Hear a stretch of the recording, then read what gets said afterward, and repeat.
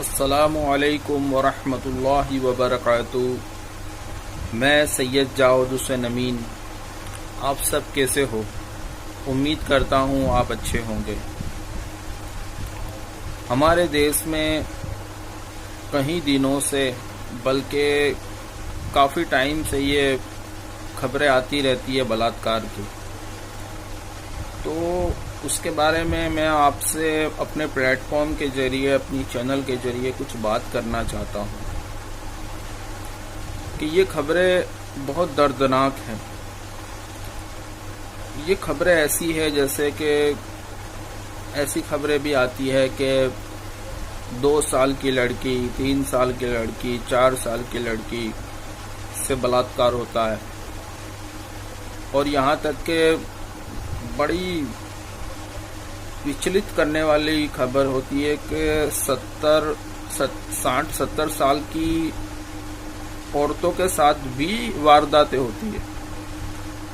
तो ये दरिंदे ऐसी मानसिकता कहाँ से लाते हैं? ये सोचने की बात है। हम सबको कुछ न कुछ कदम उठाने की बात है। तो जब तक किसी के दिल में खौफ पैदा नहीं होगा ना किसी चीज का, वहां तक इन ऐसे गुनाह रुकने वाले नहीं है। और हमें ये भी सोचने की जरूरत है कि इन लोगों के दिमागों में ऐसे फुतूल आते कहाँ से है, कहाँ हमारी चूक हो रही है, वो भी हमारे को सोचने की बात है। और मैं अपनी सरकार से, अपनी गवर्नमेंट से ये कहना चाहूँगा कि ऐसे कानून बनाए जाए कि जिससे उनके दिलों के अंदर डर पैदा हो। कोलकाता में कुछ हुआ, फिर मुंबई में कुछ हुआ, फिर उत्तराखंड में कुछ हुआ, उत्तर प्रदेश में कुछ हुआ। जहाँ बीजेपी की सरकार है वहाँ पे उनकी विपक्षी पार्टियां विरोध करती है। जहाँ तृणमूल कांग्रेस की सरकार है वहाँ बीजेपी विरोध करती है। तो ये सब राजनीति हो रही है, उसमें हमें पड़ने की जरूरत नहीं है। अगर इंसाफ के इतने सारे तकाजे, ये लोग अगर इंसाफ के इतने हिमायती होते तो हमारे गुजरात के अंदर बिल्किस बानो के साथ भी रेप हुआ था, वो रेपिस्टों को छोड़ दिया गया था, और उनके रेपिस्ट जिनको छोड़ा गया था फिर उसको पुल्हार पिनाया गया था। तो ये सब राजनीति है, मैं उसमें पढ़ना नहीं चाहता हूँ। इसी एक घटना का मैं यहाँ पे जिक्र नहीं करूँगा, क्योंकि क्या हो रहा है वो आप सबको पता है। तो ऐसे आंदोलनों में मैं नहीं मानता कि कुछ होने वाला है।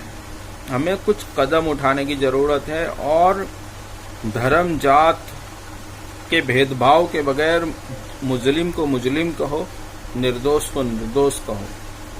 तो मैं भी अपने तरफ से एक सजेशन, एक मशवरा, एक सलाह आप सबके सामने रखना चाहता हूँ कि हमारा इस्लाम, हमारा दीन इस्लाम इसके बारे में क्या कहता है।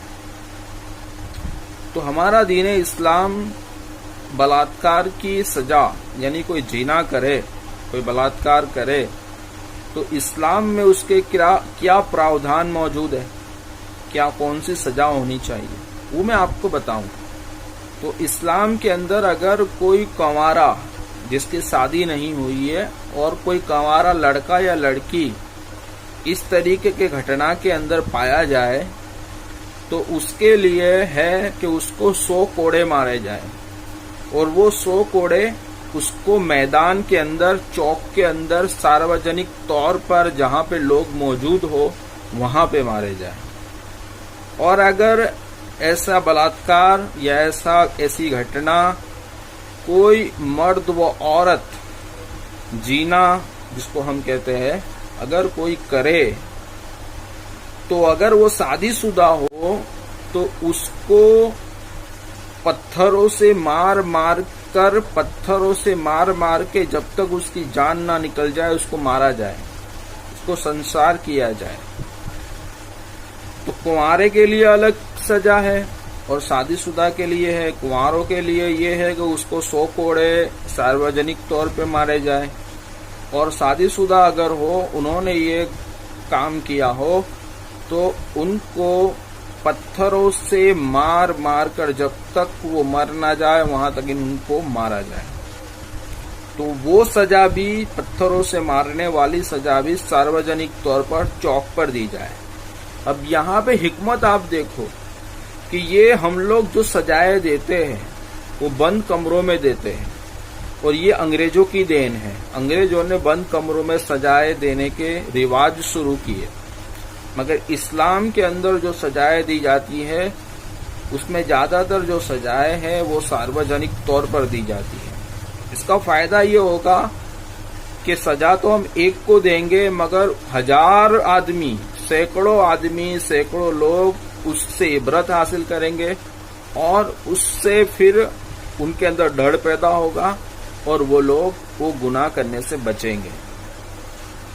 तो मैं ये आपसे कहना चाहता हूं कि हमारा इस्लाम, हमारा दीन इस्लाम इतनी खूबसूरत बातें और हमें बतलाता है, और आज से 1400 साल पहले हमारे नबी ने ये तमाम चीजें हमें बता दी थी, जिसकी मांग आज अगर किसी के घर की लड़की के साथ ये चीज बलात्कार हुआ हो तो उसे अगर कहा जाए तो वो कहेगा उसको मार डालो। ठीक है, तो ये तो अपनी परिवार की लड़की के लिए लोग कहते हैं, मगर हमारे नबी ने तो पूरी दुनिया की लड़कियों के लिए ये सजा मुकर्रर करी कि उसको खत्म करो।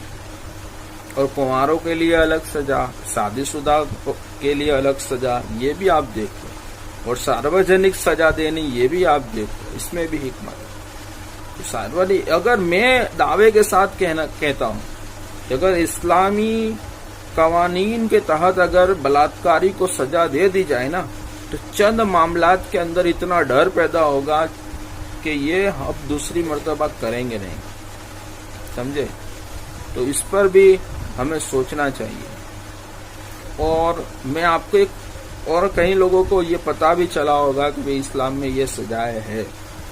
ठीक है, तो ये बंद कमरों में सजा देने से कुछ नहीं होगा, उससे लोगों के अंदर डर पैदा नहीं होगा। इसको सार्वजनिक तौर पर सजा देनी चाहिए।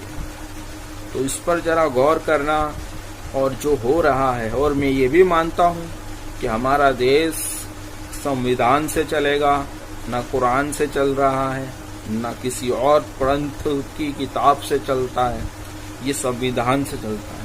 मगर ये मेरे तरफ से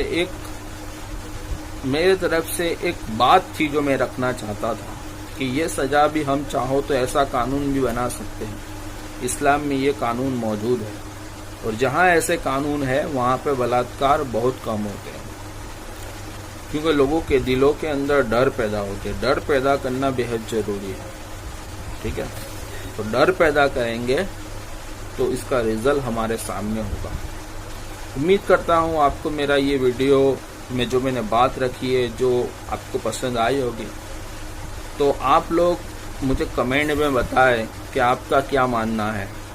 तो आप लोग मुझे मेरी चैनल के ऊपर जो ऊपर गैलरी बनी हुई है वहाँ पे मेरा ट्विटर अकाउंट, एस अकाउंट, मेरा इंस्टा, मेरा फेसबुक है, सैयद जावेद हुसैन अमीन के नाम से लिखा हुआ। तो वो स्पेलिंग के साथ आप सर्च करोगे तो आपको मिल जाएगा।